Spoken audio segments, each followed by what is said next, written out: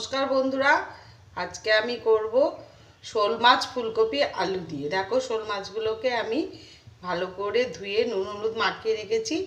এবার মাছগুলোকে আমি ভেজে নেব। কড়াইতে আমি তেল দিয়ে দিয়েছি, সর্ষের তেল। তেলটা গরম হয়ে গেলে আস্তে আস্তে মাছগুলোকে আমি ভেজে নেব।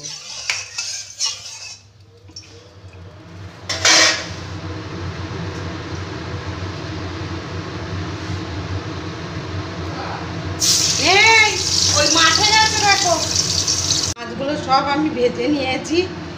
এবার ওই তেলে ভাপিয়ে রাখা ফুলকপিগুলো আমি ভেজে নেব।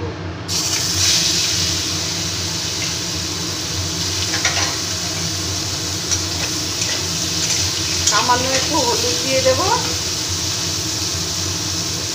ফুলকপিগুলো একটু লাল করে ভেজে নেব। ফুলকপিগুলো লাল করে ভেজে নিয়েছি, এবার তুলে নিচ্ছি। ওই তেলে একটা তেজপাতা, গোটা জিরা, গোটা গরম মশলা ফোড়ন দিলাম। ফোড়নটা একটু নেড়ে নিয়ে কেটে রাখা আলুটা ভেজে নেব। লম্বা করে কেটে রেখেছি আলুটা ভেজে নেব। একটু হলুদের গুঁড়ো আর একটু নুন দিয়ে আলুটাকে ভেজে নেব। ভেজে নিয়ে আমি একটা মশলা পেস্ট করে রেখেছি। একটা ছোট সাইজের পেঁয়াজ, আদা, কাঁচা লঙ্কা আর শুকনো লঙ্কা একসাথে পেস্ট করে রেখেছি। মশলাটা একটু টমেটো দিয়েছি। টমেটো পেস্ট আছে, স্বাদ মতো নুন আর হলুদ দিচ্ছি। একটু জল দিয়ে মশলাটাকে কষিয়ে নেব। জিরে ধনের গুঁড়ো দিয়ে দিলাম।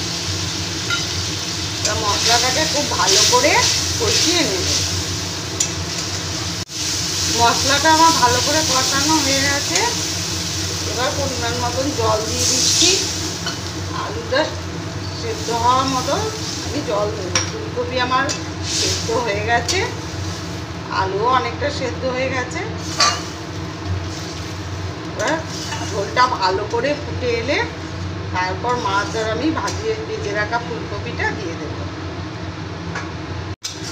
ঝোলটা ভালো করে ফুটে গেছে। এবার আমি ভেজে রাখা আলু, ভেজে রাখা ফুলকপি আর মাছগুলো দিয়ে দিচ্ছি।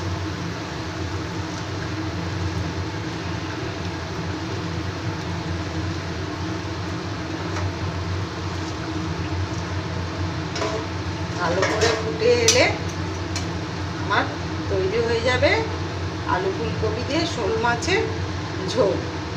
প্রত্যেকে আমি একটু ধনেপাতা কুচি দিয়ে দিলাম। তৈরি হয়ে গেছে আমার ফুলকপি আলু দিয়ে শোল মাছের ঝোল। রেসিপিটা তোমরা একবার এইভাবে করে দেখো, তোমাদের খুবই ভালো লাগবে। শীতকালে ফুলকপি দিয়ে আলু দিয়ে শোল মাছের ঝোল খেতে দারুণ লাগে।